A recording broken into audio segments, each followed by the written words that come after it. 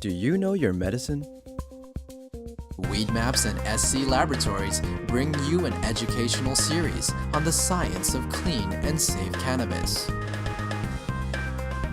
Today's cannabinoid profile is on cannabidiol. Cannabidiol, or CBD for short, is the second most prominent compound found in the cannabis plant. A lot of the medical benefits of cannabis that are attributed to THC or other cannabinoids are actually due to the CBD content of the cannabis. It has very strong anti-inflammatory properties. And not only does it help suppress inflammation, but there was a study that showed that it also helps the body to not make the chemical that causes inflammation. So it actually has somewhat of a preventive role.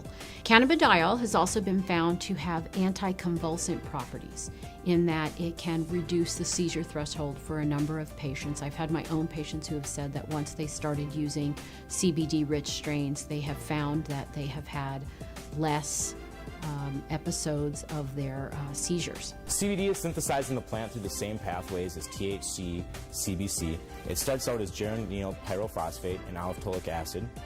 Those two compounds join together through an enzyme-catalyzed reaction. Cannagibberellic acid, CBGA, is the starting material for CBDA, THCA, and CBCA. So CBDA synthase, if it's found in large enough amounts, will take this cannagibberellic acid and make it into cannabidiol carboxylic acid, which is CBDA. CBDA is CBD with a carboxylic acid attached to it. Now, with heat or through time, this carboxylic acid will naturally release from the compound as it is very unstable and become CBD. This process right here, where we lose this carboxylic acid, happens at about 80 degrees Celsius. A number of studies were done where they actually gave patients an overdose of THC to see what would happen when they then added CBD.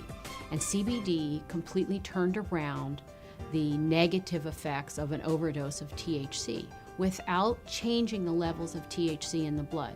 So that means that CBD exerts its own medicinal, just doesn't reverse THC, it actually has its own medicinal properties. CBD has been found to cause cancer cells to what we call commit suicide while preserving the normal cells.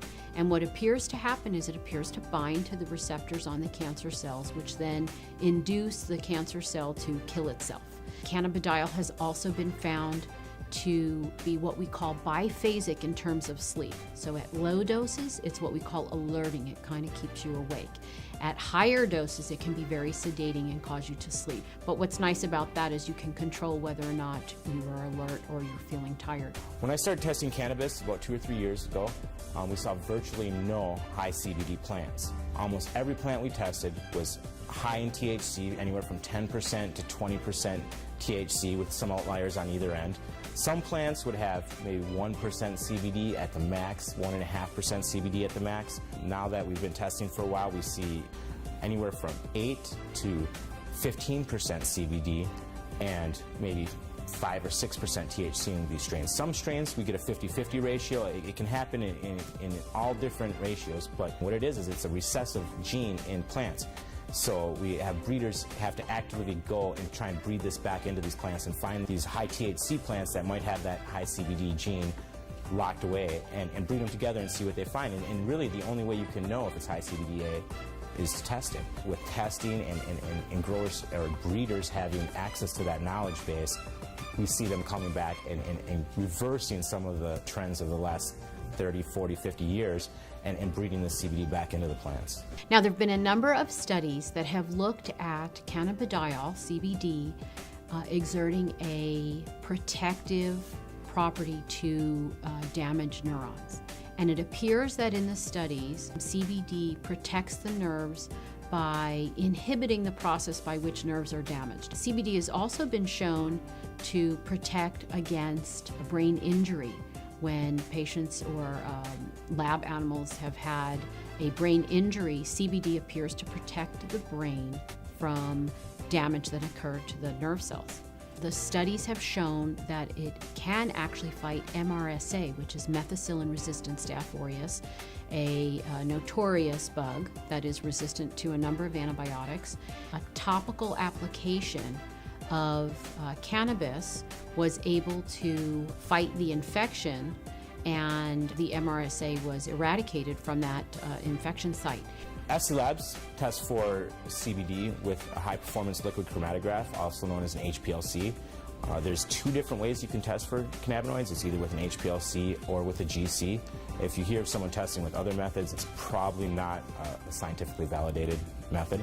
But the problem with the GC is that the GC uses heat to test for these cannabinoids. And as I said earlier, all the acidic cannabinoids are very sensitive to heat. So the GC can give you no information about the acidic cannabinoids. It can only tell you about the non-acidic cannabinoids. The heat is decomposing these compounds. It's definitely decarboxylating all of them. And you're trying to measure it as these compounds are in a state of flux. And that's just, it's kind of fuzzy. So we use the HPLC because it keeps the cannabinoids in their natural state. They're in their liquid state. There's no alteration. There's no heat or anything like that happening.